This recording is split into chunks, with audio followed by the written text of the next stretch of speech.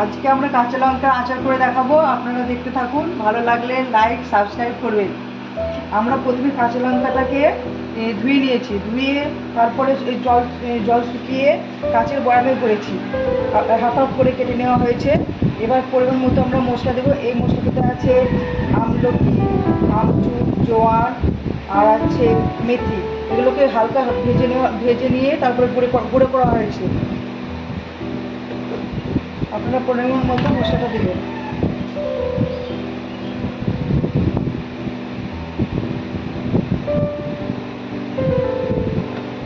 এরপর আমি দেবো হলুদ গুঁড়ো,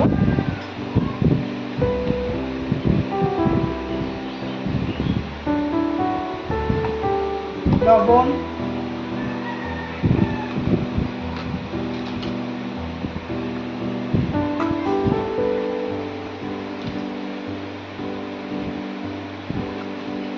সর্ষের তেল,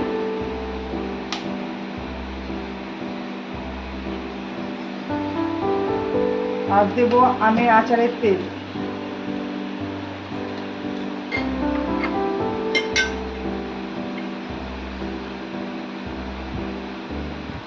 এভাবে আচারটাকে রোদে কয়েকদিন শুকিয়ে নিব, তারপর আচারটা তৈরি হয়ে যাবে।